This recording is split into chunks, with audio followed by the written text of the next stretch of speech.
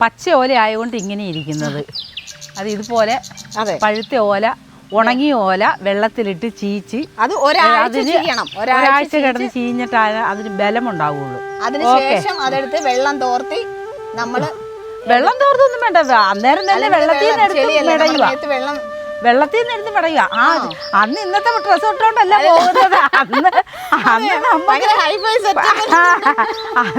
ഇന്നലെ ചെളി പറ്റുള്ളൂ. അന്ന് ചെളി പറ്റിയാലും കുഴപ്പമില്ല, നമുക്കത് ഉപജീവന മാർഗമാണ് അന്നത്തെ കാലത്ത്. അതിന്റെ പകുതി പോഷൻ ചെയ്ത് വെച്ചേക്കുന്നതാണ് കേട്ടോ ഞാനിത്. കണ്ടോ, പകുതി ചെയ്തു. ഇതുപോലുള്ള കാര്യങ്ങൾ മാത്രം ബാക്കി ചെയ്താൽ മതി.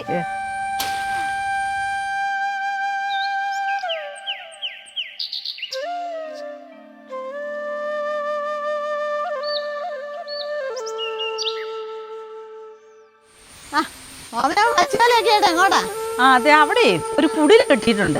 അത് ഓലയുടെ കുറവ്, ഒരു മടൽ 2 വെക്കാനുണ്ട്. അപ്പൊ അതൊന്ന് മെടഞ്ഞു കൊടുക്കണം പറഞ്ഞു. പച്ചയോല ഇപ്പൊ തൽക്കാലം ഇപ്പൊ പച്ചയോലയിലേ കിട്ടാൻ മാർഗമുള്ളൂ. ഇപ്പൊ ചീക്കാനും ഉണക്കാനും ഒക്കെ സമയമില്ല.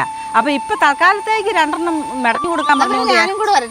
ആയിക്കോട്ടെ, പോരെ മെടയാ. വെടയെ അറിയത്തില്ല, എനിക്ക് പാകാനേ അറിയത്തുള്ളൂ. നമുക്ക് പാകി എടുത്തിട്ട് ബാക്കി മറ്റേ ഇങ്ങനെ കുത്തി ലോക്ക് ചെയ്യണ സംഭവമില്ലേ, അതറിയത്തില്ല.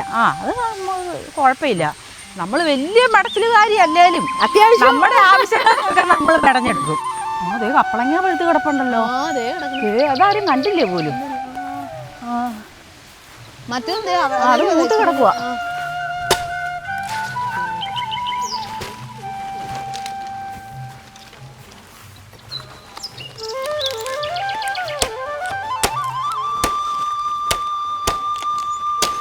ഇത്രയും കളയണം അല്ലേ?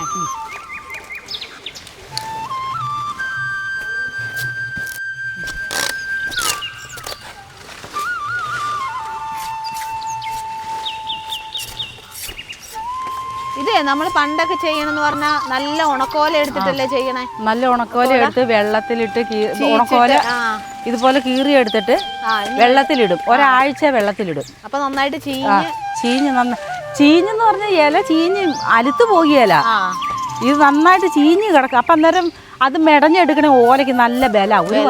അപ്പം നമ്മുടെ പെരയൊക്കെ കെട്ടുമ്പോഴത്തേനും 1 വർഷം കഴിഞ്ഞാൽ 1 വർഷത്തിലൊന്നാ കെട്ടണത്. അപ്പം അന്നേരം നല്ല പഴക്കം കിട്ടും. അതിനാണ് ചീച്ച് കെട്ടണത്, ചീച്ച് ഉണക്കണം.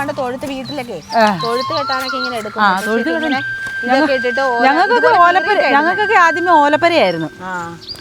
അത് കഴിഞ്ഞ് പിന്നെ പനയോല ഇറങ്ങി. കച്ചിയും കൊണ്ട് പെര കെട്ടും.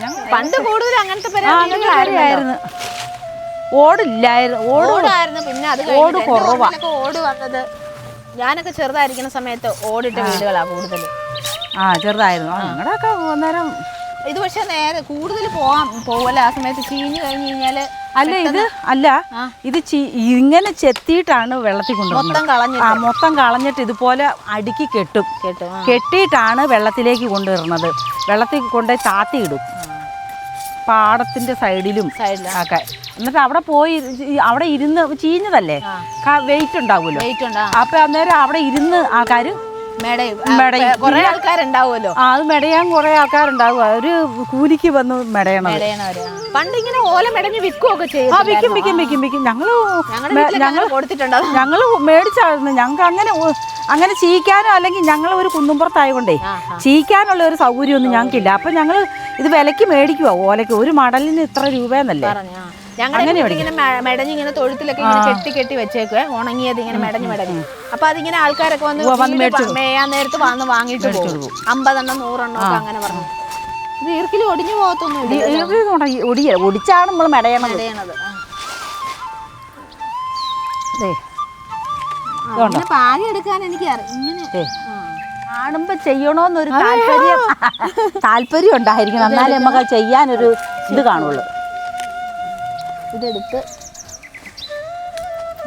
ഒടിച്ചെടുക്കും.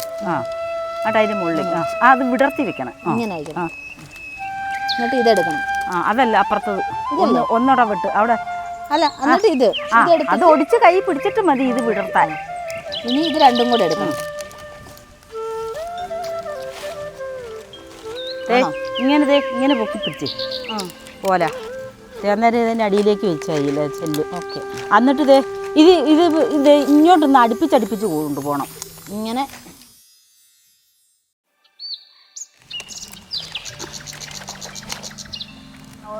നെയ്തിട്ട് മടക്കി കുത്തും, അല്ലെങ്കിൽ ഇത് മൊത്തം തുറന്നങ്ങ് പോകും.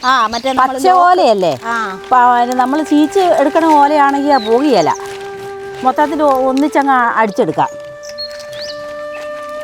ഞങ്ങളുടെയൊക്കെ കുഞ്ഞുനാളിലേ ഇങ്ങനെ നമ്മുടെ വീടിന്റെ പുറകുവശോ അല്ലെങ്കിൽ തൊഴുത്തിന്റെ ഒക്കെ പണിയാൻ നേരത്തെ അപ്പുറത്തെ വീട്ടിൽ ഇപ്പുറത്തെ ചേട്ടന്മാരും ചേച്ചിയൊക്കെ ഓല എടുത്താലും പഴയതൊക്കെ കുത്തുമ്പോഴത്തേനും അതിന്റെ പൊരിപ്പിലങ്ങ് പോകും. അപ്പം കുറച്ച് അത് ഇത്ര ഭാഗമൊക്കെ നമുക്ക് കിട്ടും. അപ്പം അന്നേരം രണ്ടെണ്ണം വെച്ച് അവർ വെച്ച് കെട്ടും. അപ്പം അന്നേരം അത് പണിയാനും പഴയ ഇതില് നല്ല ഒരു അന്ന് പറഞ്ഞാൽ അന്നാണ് ഒരു ആഹ്ലാദം ഉണ്ടാകണത്. ഇത് ശരിക്കും ഓല നമ്മൾ വീട് പണിയണത്, അതേപോലെ തന്നെ എന്നാണ് കൊയ്ത്ത് വരുമ്പോ, കൊയ്ത്ത് മെതിയൊക്കെ വരുമ്പോ ഭയങ്കര രസാണ്. ഇതിങ്ങനെ മടക്കിയെടുക്കും ലാസ്റ്റ്. ഇത് ഈ സംഭവം അറിയത്തില്ല, ഇത്രയും ബാഗ് കിട്ടിയ അതെ പാകെ വിടർന്നു പോകും. ഇങ്ങനെ എടുത്തിട്ട് എന്നിട്ട് ഇനി മടക്കി കുത്തണ്ട.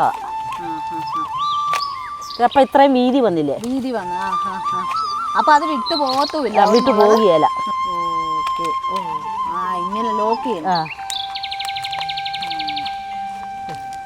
ഇത് വിട്ടകന്ന് പോയല്ല, ഒത്തിരി കൊണ്ടുപോയാലും അത് ഉരുങ്ങി പോരും. ഇത് ഒത്തിരി നീളത്തിൽ കൊണ്ടുപോയാൽ ഇതിപ്പോ രണ്ടെണ്ണം പോരെ, അതുകൊണ്ട്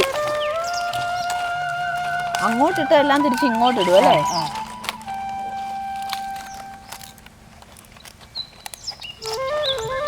ആ കുഞ്ച് അങ്ങനെ കാണുള്ളൂ. ഇത് നമ്മളെ ഇടയ്ക്ക് ഇത് ഇങ്ങനെ ഒരു ലോക്ക് ചെയ്ത് കൊടുക്കുന്നുണ്ട്. അതൊന്നേരം കുഴപ്പമില്ല. അപ്പോൾ ഒതുങ്ങിയിരിക്കുന്നുള്ളൂ. ഇത് കണ്ടോ, ഇത് നമ്മുടെ ചങ്ങമ്പുഴ കൃഷ്ണയുടെ വാഴക്കുല എന്ന് പറഞ്ഞ കവിത ആ ഒരു തീമിൽ നമ്മളിവിടെ ചെയ്തേക്കുന്നതാണ്. അപ്പോൾ അതിന് കൊടുത്തേക്കുന്ന ആ ഒരു ഇതെന്ന് പറഞ്ഞാൽ നമ്മൾ ആ ട്രഡീഷണലായിട്ട് ഓല മെടഞ്ഞ ഒരു കുടിലാണ് ചെയ്തേക്കുന്നത്. അപ്പോൾ അതിനുവേണ്ടിയാണ് ഓമനാമ്മ ഈ പച്ച ഓല ഇവിടെ ചെയ്യാൻ വന്നത്. അപ്പോൾ അത് കണ്ടപ്പോഴത്തേക്കും നമുക്കും അതൊരു വീഡിയോ ആയിട്ട് ചെയ്യണം തോന്നി. പഴയ കാലത്തെ ട്രഡീഷണൽ ഒരു ഓലക്കുടിൽ ഇങ്ങനെയാണ് പണ്ട് കാലങ്ങളിലൊക്കെ ചെയ്തുകൊണ്ടിരുന്നത്. അപ്പോൾ എങ്ങനെയുണ്ട് നമ്മുടെ ഓല മെടിച്ചില്? നമ്മളൊക്കെ ഉണ്ടല്ലോ ചെറുപ്പകാലത്തൊക്കെ നമ്മുടെ ഒരു ഒരു ഉത്സവം പോലെയായിരുന്നു ഓല കണ്ട് നമ്മൾ വീട് മേയുക, അതേപോലെ സ്കൂളുകളുടെ പണി. എന്ത് കെട്ടിടങ്ങൾ പണിയുമ്പോഴും ഇതുപോലത്തെ കോൺക്രീറ്റ് കെട്ടിടങ്ങളല്ലല്ലോ, ഇങ്ങനെ ഓല മെടഞ്ഞെടുത്ത് അത് വെച്ചിട്ടാണ് വീടൊക്കെ പണിയുന്നത്. അപ്പം നമ്മൾ മാത്രമല്ല, നമ്മുടെ അയലോക്കത്തുള്ള ആൾക്കാരും ഒക്കെ വന്നിട്ട് ഒരു ഉത്സവം പോലെയാണ് ഈ ഒരു കാര്യങ്ങളൊക്കെ ചെയ്തുകൊണ്ടിരുന്നത്.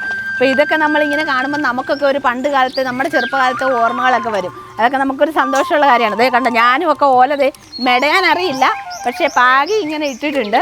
ഇനി ഇതിൽ ബാക്കി ഇതുപോലത്തെ ഓമനാമ്മയുടെ കലാവിരുതുകളൊക്കെ ചെയ്യണം. കാരണം ഇങ്ങനെ ലോക്ക് ചെയ്തിടണം, അതെനിക്ക് അറിയത്തില്ല. അതുകൊണ്ട് ഇത്രയും ചെയ്തിട്ട് അതൊക്കെ എൻ്റെ കുഞ്ഞുനാളിലെ ഒരു ഓർമ്മയാണ്. ഞങ്ങളൊക്കെ ചെറുപ്പത്തിൽ സ്കൂളിൽ പഠിക്കുന്ന സമയത്ത് മുത്തശ്ശി പഠിപ്പിച്ചതെന്നാണ് ഇങ്ങനെ ഓല പാകി എടുക്കാനൊക്കെ. അപ്പം അങ്ങനെ ചെയ്തതാണ്. അപ്പോൾ എങ്ങനെയുണ്ട് നമ്മുടെ ഈ വീഡിയോ? അടിപൊളിയല്ലേ?